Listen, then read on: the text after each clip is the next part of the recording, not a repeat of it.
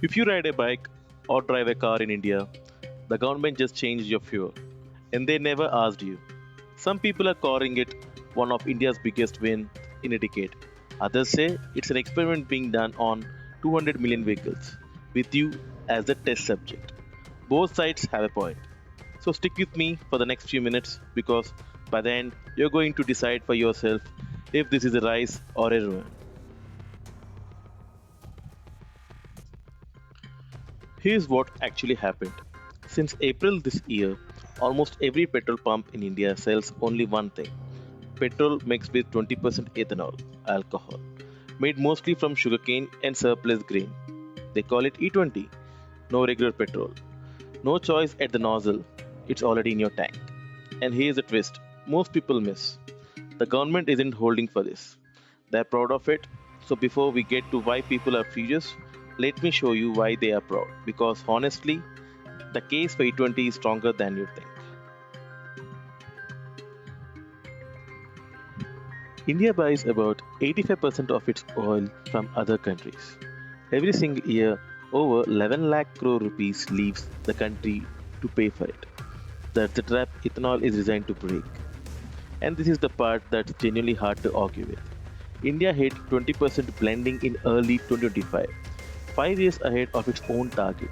The petroleum minister says it saved nearly 2 lakh crore rupees. Over a lakh crore has gone straight into farmers' pocket. Less foreign oil, more money for rural India. On paper, that is a real national win. So, if it's such a win, why is half the country angry?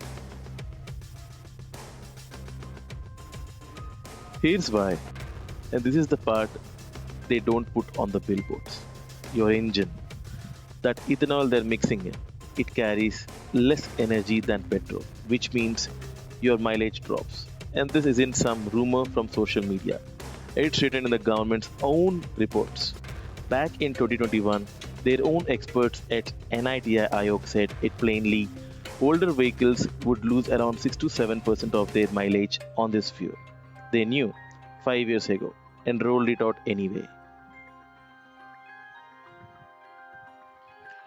Now, you've probably seen the viral claim that mileage crashes by 30%. Be careful with that. The government firmly denies it and says that number is misreading of ethanol's energy content, not your real mileage, so don't trust the 30% figure. But even the government's own admitted 3 to 5% means one simple thing. Every time you fill up, your money takes you little less far than it used to be. But the mileage isn't even the part that made people snap. This is. If your vehicle was built before 2023, it was never designed for this fuel. Car makers literally asked the government, please, just keep regular petrol on sale too, as an option. The government said no. Too expensive, too complicated. Your only way out. Premium fuel at around 160 rupees a litre at a handful of pumps. For most Indians, that's not a choice. That's dead end. In that cleaner fuel promise, you will hear E20 is 40% cleaner. That number is technically real, but it's for pure ethanol, not the actual blend going into your tank. Independent studies put the real world benefit way down in single digits. Cleaner? Yes. 40% cleaner? Not even close. And here's where it gets almost cinematic. The fight reached the Supreme Court. Media reported that the government's own top lawyer called E20 an experiment. The government's legal office then rushed to deny that word was ever used. One plea asking for a regular petrol option already dismissed. Another case still pending right now. So officially, nobody has closed this book. So here's where it lands. Nearly 2 lakh crore saved, real money to farmers, genuine energy independence, that's the rise. Lower mileage, older engines nobody want, and zero way to opt out. That's the ruin. And the strangest part, both are completely true at the same time.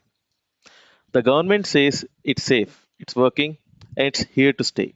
Millions of vehicle owners say they were never even asked.